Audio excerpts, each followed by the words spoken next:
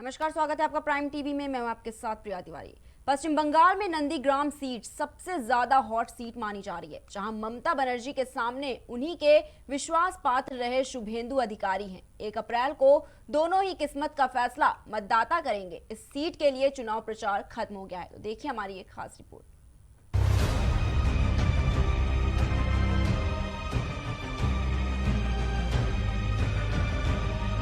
केंद्रीय गृह मंत्री अमित शाह ने पश्चिम बंगाल विधानसभा चुनाव के दूसरे चरण के लिए हाई प्रोफाइल निर्वाचन क्षेत्र नंदीग्राम में बड़ा रोड शो किया। फूलों और भाजपा के झंडों से सजे रथ पर खड़े शाह ने पूर्व मिदनापुर विधानसभा क्षेत्र में बेतुरिया और रायपाड़ा के बीच 4 किलोमीटर के रास्ते पर उमड़ी भीड़ का हाथ हिलाकर अभिवादन किया। उनके साथ टीएमसी से भाजपा में आए शुभेंदु अधिकारी भी थे।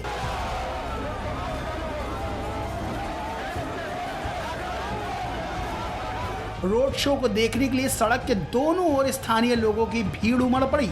जय श्री राम, नरेंद्र मोदी जिंदाबाद और अमित शाह जिंदाबाद के नारों के बीच ये रोड शो तंग गलियों से गुजरा।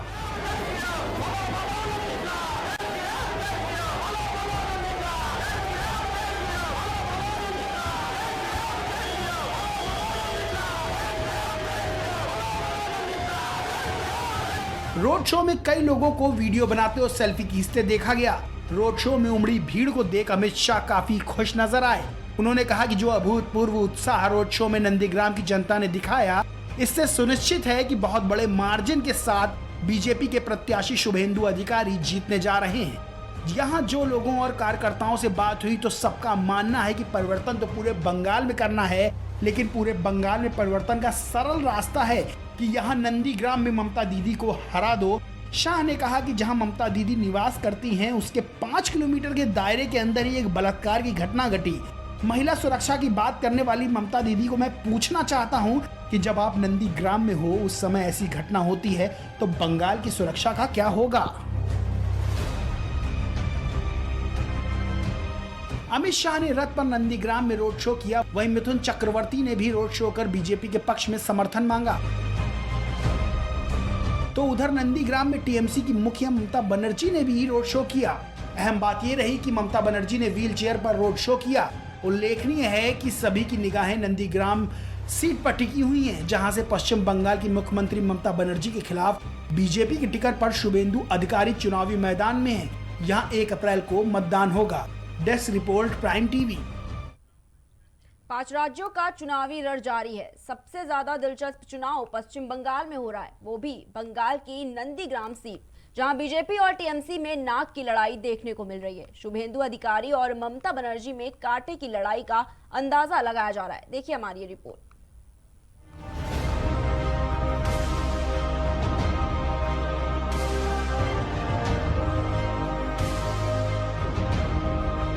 गृह मंत्री अमित शाह ने नंदीग्राम सीट से बीजेपी उम्मीदवार शुभेंदु अधिकारी के लिए रोड शो कर अपनी ताकत दिखाई। इस दौरान शाह ने कहा कि इस बार पूरा बंगाल परिवर्तन के मूड में है। इसका सबसे आसान रास्ता है कि नंदीग्राम में ममता दीदी को हरा दो, पूरे बंगाल में परिवर्तन अपने आप हो जाएगा। नंदीग्राम में शुभेंदु अधिकारी और मुख्यमंत्री ममता बनर्जी के बीच आमने सामने की टक्कर है। चुनाव प्रचार के अंतिम दिन दोनों दलों ने अपनी पूरी ताकत झोंक दी। बता दें, बंगाल की 30 सीटों पर 1 अप्रैल को मतदान होना है। भारतीय जनता पार्टी के प्रत्याशी शुभेंदु अधिकारी जीतने जा रहे हैं। नंदीग्राम की जनता से जो अलग जलग बात मंदिर, एक खीरा काटने वाली माई की दुकान पर और कुछ कार्यकर्ताओं से हुई, सबका एक मूड है कि परिवर्तन तो पूरे बंगाल में करना है, मगर पूरे बंगाल में परिवर्तन करने का एक सरल रास्ता है, नंदीग्राम में ममता दीदी को हरा दो। नंदीग्राम में ममता दीदी को हराने से पूरे बंगाल में परिवर्तन अपने आप हो जाएगा। और ये जो माहौल है पूरे बंगाल का, नंदीग्राम जी उससे अछूता नहीं है। और आज मैं जब यहां आया तब एक दुखद समाचार भी मिला, जहां ममता दीदी रात को निवास करती है उससे 1 किलोमीटर के दायरे के 5 किलोमीटर के दायरे के अंदर ही एक महिला पर बलात्कार हुआ। अब महिला सुरक्षा की बात करने वाली ममता दीदी को मैं सिर्फ इतना पूछना चाहता हूं कि बलात्कार करने वाले आपके निवास से 5 किलोमीटर दूर आपकी उपस्थिति में, जब आप नंदीग्राम में हो तब बलात्कार करते हैं, तो बंगाल में महिलाओं की सुरक्षा का क्या होगा? कुछ दिन पहले भारतीय जनता पार्टी के कार्यकर्ता की एक वृद्ध मां को पीट पीट कर मारा जाता है। कल उनकी भी मदमुदार माई की कल मृत्यु हो गई और ममता दीदी स्वयं महिला सुरक्षा की बात करती है। एक कॉन्ट्राडिक्शन को बंगाल की जनता भली भांति जानती है। पूरा बंगाल घुसपैठ नहीं चाहता है। पूरा बंगाल चाहता है कि सीएए के माध्यम से शरणार्थियों को नागरिकता मिले। पूरा बंगाल चाहता है कि यहाँ पर उद्योग लगे, विकास हो, यहाँ के बच्चों को रोजगारी मिले, पढ़ाई लिखाई अच्छे तरीके से हो, विश्व स्तरीय हो, बंगाल का इंफ्रास्ट्रक्चर विश्व स्तरीय हो, कलकत्ता एक विश्व स्तरीय शहर बने। इसी बीच अब केंद्रीय मंत्री ने मुख्यमंत्री ममता बनर्जी पर निशाना साधा है। केंद्रीय मंत्री धर्मेंद्र प्रधान ने कहा कि ममता बनर्जी ने अपना मानसिक संतुलन खो दिया है। पिछले 2 दिन से नंदीग्राम में हम उनके कार्यक्रम देख रहे हैं। लोगों से जिस तरह से उन्हें नकारात्मक प्रतिक्रिया मिल रही है, उससे उन्हें घोर निराशा हो रही है। उससे घबरा कर वो कुछ भी कह रही हैं। एक बुजुर्ग महिला पर हमला हुआ जिससे उनकी तबीयत बिगड़ी और उनका निधन हुआ। संवेदना जताने की बजाय कटाक्ष करना और उत्तर प्रदेश के बारे में बात करना, ये अपनी जिम्मेदारी से भागना है। उनको पराजय का डर सताने लगा है। आदरणीय ममता जी ने अपनी मानसिक संतुलन खो दी है। पिछले 2 दिन से नंदीग्राम में कैंप की है। जब वहाँ हम लोग भी यही हैं, उनकी सभा, उनके कार्यक्रम देख रहे हैं, उनको घोर निराशा हो रही है। लोगों से जिस प्रकार से नकारात्मक रिस्पॉन्स, उनको नेगेटिव रिस्पॉन्स मिल रही है, इसलिए उससे घबरा के वो अनर्गल कुछ भी कह रही है। ये जो सब उनकी भाषा अभी इन दिनों में आई है, संवेदनहीनता की चरम निदर्शन है। शोभा जी एक बुजुर्ग महिला है। भले ही वो बीजेपी की कार्यकर्ता की माँ हो, माँ तो सभी के होते हैं, लेकिन एक बुजुर्ग महिला की दुखद निधन पे उनके ऊपर आक्रमण हुई थी, उसके कारण उनकी तबीयत बिगड़ी, निधन हुई। संवेदना जताने के बजाय कटाक्ष करना, यूपी के बारे में बात करना, ये अपनी जिम्मेवारी से भागना है। उनको पराजय की डर सताने लगा है। अमित शाह ने कहा कि ममता दीदी निवास करती हैं, उसके 5 किलोमीटर के अंदर ही एक दुष्कर्म की घटना घटती है। महिला सुरक्षा की बात करने वाली ममता दीदी को मैं पूछना चाहता हूं कि जब आप नंदीग्राम में हो, उस समय ऐसी घटना होती है तो बंगाल की सुरक्षा का क्या होगा? उन्होंने कहा कि कुछ दिन पहले बीजेपी कार्यकर्ता की वृद्ध मां को पीट पीट कर मार डाला जाता है। कल उस मां की मृत्यु हो गई, लेकिन ममता दीदी महिला सुरक्षा की बात करती हैं।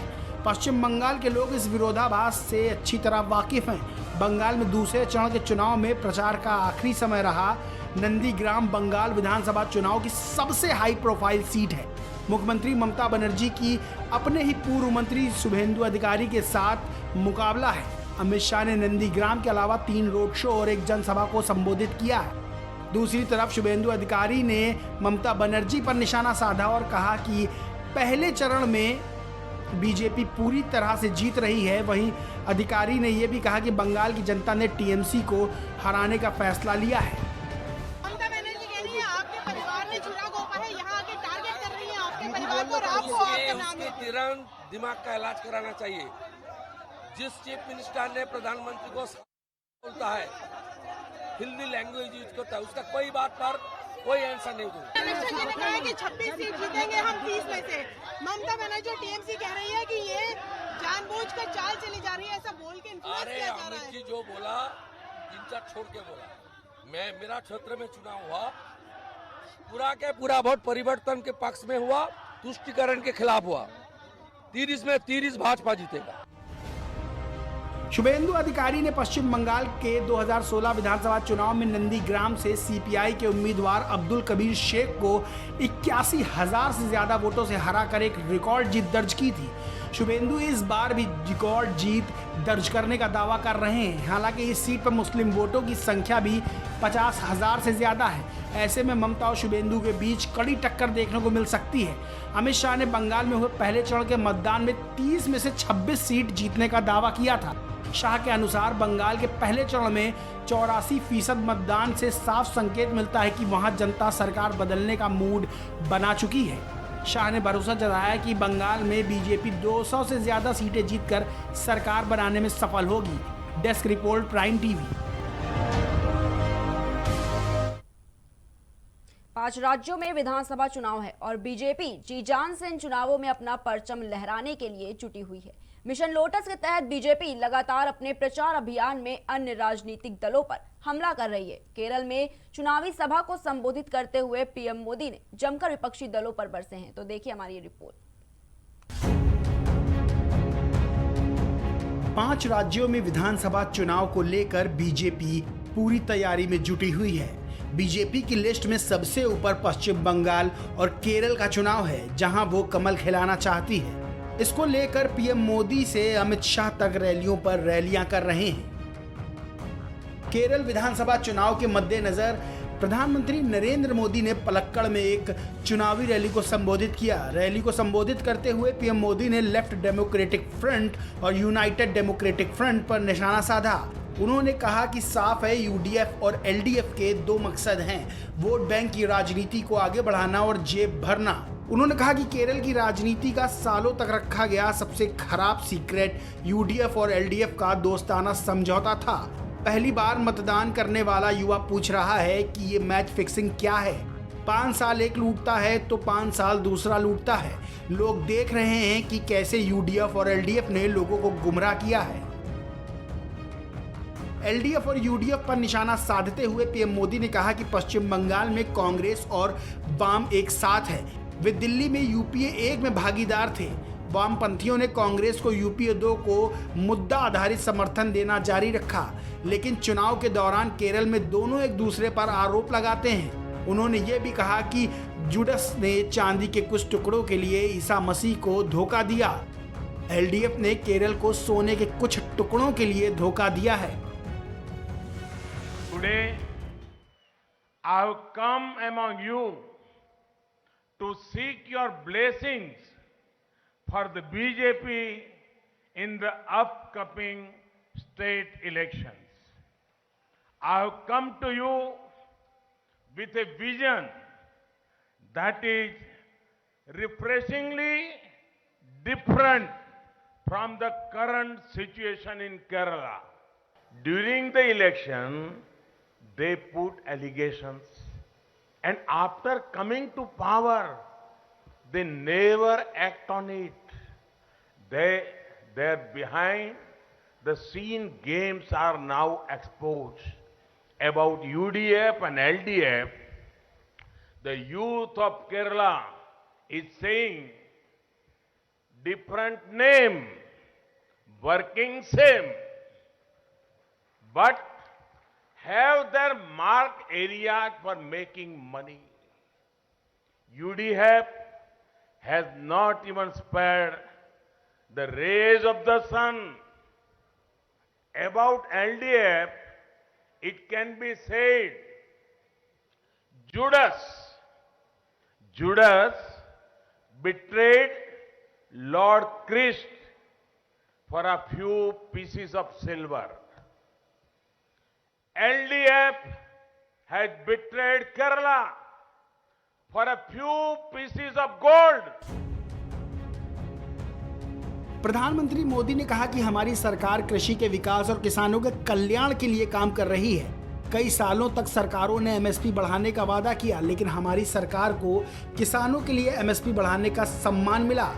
केरल और पर्यटन का गहरा संबंध है। अफसोस की बात है कि एलडीएफ और यूडीएफ ने यहाँ पर्यटन के बुनियादी ढांचे को बेहतर बनाने के लिए बहुत कुछ नहीं किया है। हम चाहते हैं कि तकनीक विकास के आधार के रूप में काम करे। एनडीए सरकार मेडिकल और तकनीकी शिक्षा स्थानीय भाषा में भी उपलब्ध कराने के लिए काम कर रही है। एनडीए सामाजिक न्याय को आगे बढ़ाने की दिशा में काम करती रहेगी। हमारा मकसद समावेशी विकास है। Friends, the high number of roadblocks by UDF and LDF has made the speed of development slower.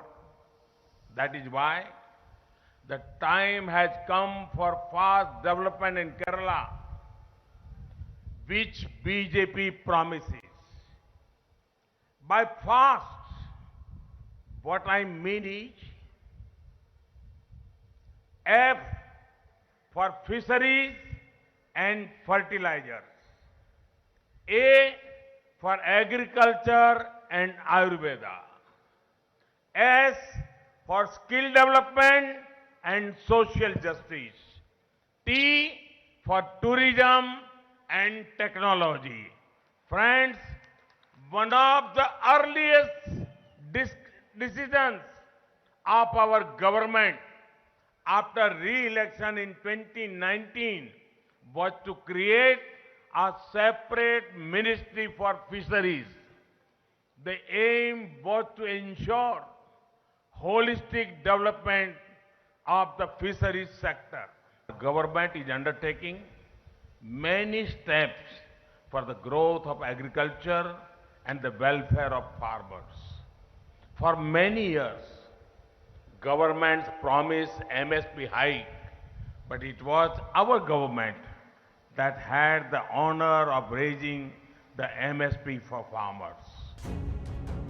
PM Modi ने यह भी कहा कि वाम दल कई बार यहां सत्ता में रहे हैं, लेकिन उसके नेता आज भी गुंडों की तरह व्यवहार करते हैं। उनके शासन में राजनीतिक प्रतिद्वंदियों को मार दिया जाता है, काट दिया जाता है और पीटा जाता है। केरल में भाजपा सरकार इस हिंसा को रोकेगी। यूडीएफ और एलडीएफ को हमारी संस्कृति पर शर्म आती है। उनके नेता हमारी परंपराओं, लोकचारों का सम्मान नहीं करते हैं। निर्दोष भक्तों पर लाठी बरसाने पर एलडीएफ सरकार को शर्मानी चाहिए। जब ऐसा हो रहा था तो मौन साधने के लिए यूडीएफ को भी शर्मानी चाहिए। Sisters and brothers of Kerala, there is one important topic on which I want to speak on from this land of Palakkad. It is about the LDF and UDF's direct attack on Kerala's culture. These parties are ashamed of the culture of our land. Their leaders abuse our tradition and ethos.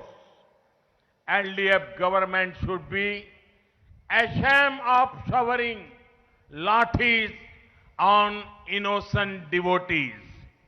UDF should be ashamed of remaining silent when this was happening. I am proud to belong to a party that has and is and will always defend the culture of our land. I want to tell the LDF and UDF, your lathis will not scare us.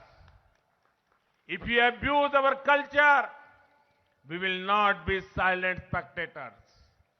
Our state unit president, Surendran ji, was arrested and ill-treated by the Kerala government. What was his crime? That he spoke for Kerala's traditions. Our party manifesto has spoken about the issue in detail. I would urge you all to read it. प्रधानमंत्री मोदी ने अपने संबोधन की शुरुआत में कहा कि मैं आपके बीच आने वाले राज्य चुनाव में भाजपा के लिए आपका आशीर्वाद लेने आया हूं। मैं यहां एक ऐसी दृष्टि लेकर आया हूं जो केरल की मौजूदा स्थिति से अलग है। गौरतलब है कि श्रीधरन पलक्कड़ से भाजपा के उम्मीदवार हैं। उन्होंने कहा कि इस निर्वाचन क्षेत्र के लिए उन्होंने एक मास्टर प्लान तैयार किया है, जिसमें 24 घंटे जल आपूर्ति, solid waste management system scheme शामिल है। उन्होंने अगले 5 वर्षों में यहां 25 लाख पेड़ लगाने की भी बात कही। Take the example of your candidate, Metroman Sridharan ji. Everyone wants well-educated people to enter politics. But thanks to Metroman Sridharan ji, I am seeing something for the first time. A man who achieved so much in life, a man who has done excellent work to make India modern and improve connectivity, a man who is admired by all sections of society. He is a proud son of Kerala. He had devoted himself for Kerala's progress. If he wanted only power, he could have got it even 20 years ago. Yet, as a true son of Kerala, he thought beyond power. He knew he would be attacked, but he stayed firm on his commitment to Kerala. He is an inspiration for all, especially for professionals. बता दें कि मंच पर प्रधानमंत्री मोदी के साथ Metro Man ई श्रीधरन भी मौजूद रहे। कार्यक्रम स्थल पर पुलिस बल की भारी तैनाती की गई थी। प्रधानमंत्री आगामी विधानसभा चुनाव के लिए अपने प्रचार अभियान पर हैं। 140 सीटों वाली केरल विधानसभा के चुनाव 6 अप्रैल को एक ही चरण में होंगे। मतों की गिनती 2 मई को होगी। Desk report, prime TV. फिलहाल के लिए इतना ही। देश दुनिया की तमाम बड़ी खबरों को देखने के लिए देखते रहिए प्राइम टीवी।